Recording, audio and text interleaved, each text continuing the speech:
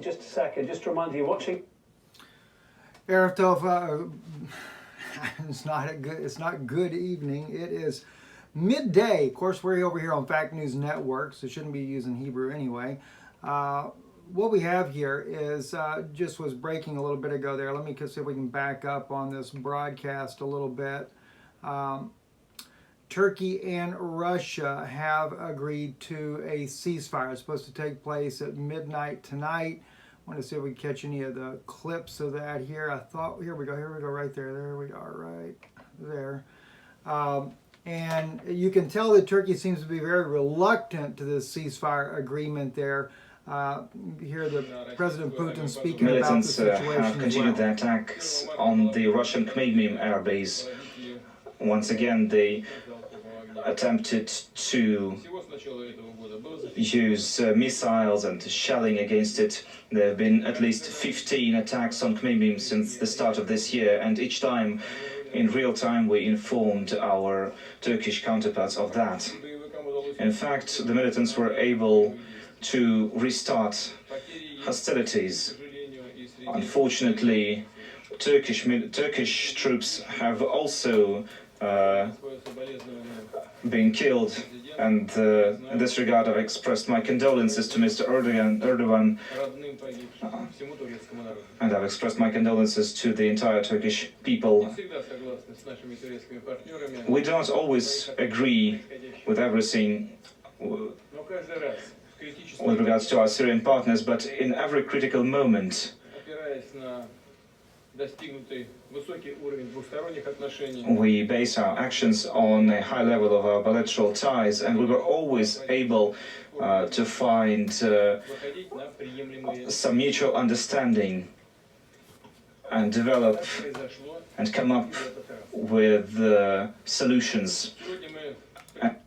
One thing that I've noticed when we were watching this live just a few minutes ago, though, and that is that President Putin is making it quite clear that Russia is going to protect Russian interest inside of Syria. At one point, we'd reported a few days ago, Erdogan called Putin and said, "What do you want out of Syria?" And Putin made it quite clear he will keep a Russian base there. Erdogan also was, according to reports that came out about this, Erdogan had said that, well, you can have your base, just get out of the way and let us deal with Syria face to face.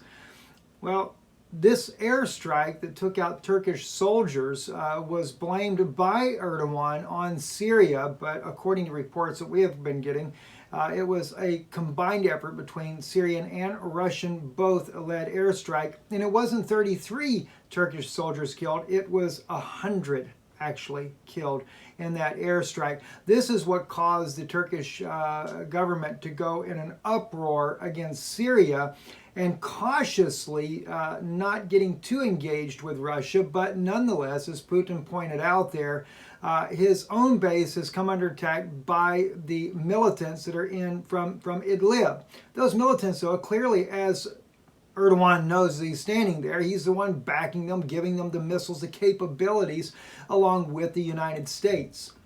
And that's something that a lot of people just don't want to hear. U.S. involvement with militants, with al-Nusra, al-Qaeda, ISIS, you name it, they're involved in it. And of course, Turkey also gets air support from Israel. That's one thing that a lot of people don't like to hear about either, is that Israel can get involved in this, and they do. In fact, anytime that the militants are suffering heavy blows by Syrian forces, this is when Israel sends in war jets and bombs the Syrian government forces, and also allege that it's Iranian forces they're attacking instead. Well, Iranian forces are embedded. They are working with Syrian forces to try to overthrow these militants that have ravaged the country of Syria now for quite some time. But at any rate, it is good to see that there is some calm here. And of course, that doesn't go into effect till midnight, so there's no telling how much territory both sides will try to gain in the interim. We'll have to just wait and see. I'm Stephen Ben-Nun with Fact News Network. Thank you for watching, and blessings to you.